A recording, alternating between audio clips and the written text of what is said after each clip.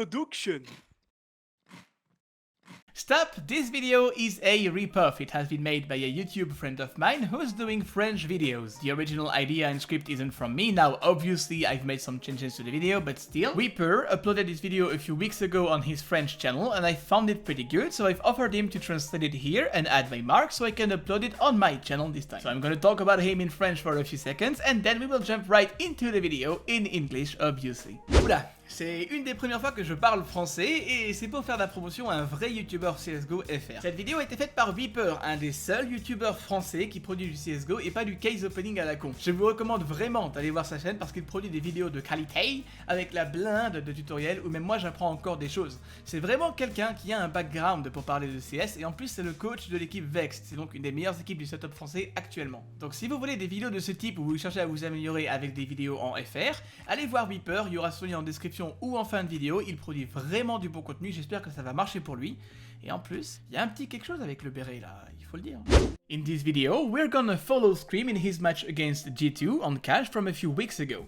Everyone knows Scream, flashy plays from there, one taps, but yet has this reputation for not being a complete player. Many people will argue that Scream has a lack of team play and placement, but compensate with his aiming skills. He's the guy you don't want to face in a duel, but you might easily outplay with a proper placement. Well, at least this is the reputation. I'm nowhere near good and I would not put myself out there. This is a very slippery slope. In this game, Scream went full mad, blowing 35 frags on the scoreboard in the end, and we are gonna focus on the city side.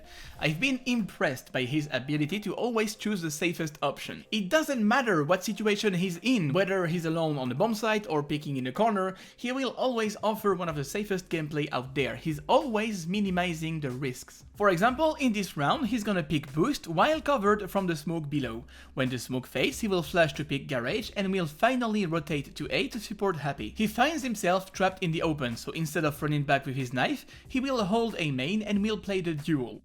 No one will come though, and he will realize that Mill isn't safe anymore. He let it down for more than 10 seconds, and that's enough time for a T to sneak up behind the box and surprise him. So he finally decides to go back to truck instead of going back to highway. Many players, including myself, would have went back to highway trying to retake it and clear middle, but that's a mistake because you will expose yourself to a close range pistol fight. Scream is providing a very safe gameplay here, and by minimizing that kind of small mistakes, he lets no space for improvisation. It's down to a 4-on-4, they have the weapons, this is finally the safest play. Later in this round, Scream has to rotate B, and once again he's gonna be really safe with his positioning. Freeze! Here, what do? The last T is below you, your teammate calls it and says, he's low, plus the T's only had pistols in this round. Will you drop down to kill the last T? Seriously? No. Well, that will be an option, but definitely not the safest one, because you have 50 left, one headshot or two shot in the chest is enough to kill you, not to mention the one-shot deagle, and if you die, you will let your teammate in a one-on-one, offering the bomb plant in the meantime. Scream knows it and stays up there. It doesn't matter if the T sneaks up to city spawn, because his teammate is coming vents anyway. The time is running out, plus the last T is probably panicking, trying to find another duel, or a safe passage to the bomb site. Who has to move first in the end? Well, that's the T. Scream knows he's got a huge advantage and decides to stay up heaven. He will strafe left and right, patiently waiting for the T to show up and will finally kill him. This is discipline. If he had jumped, the time he would have spent in the air would have exposed him. At the end of the day, is the risk worth it? This sums up Scream's gameplay in this match. Scream will be holding mid most of the time alone, though sometimes helped by XMS, but you will find Scream holding it with two positions. The first one is on the white box where he switches up and down on the coil, holds boost until the smoke fade, and then will play what we call the intel. Until he knows where his enemy is, he will jump around, shoulder pick, he won't stay static, he won't be stationary until he knows what he's up against.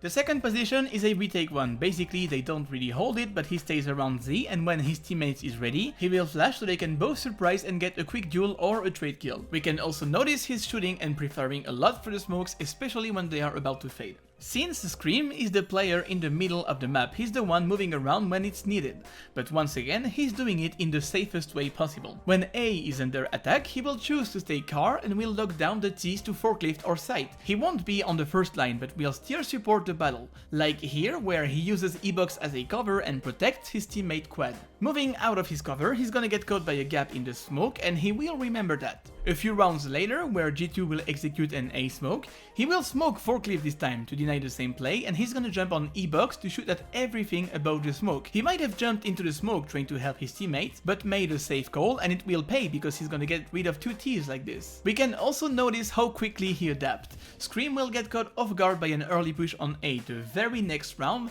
he won't even try to throw any utilities. As soon as he is close to a combat zone, he will fully focus on the duel. Fool me once, shame on you.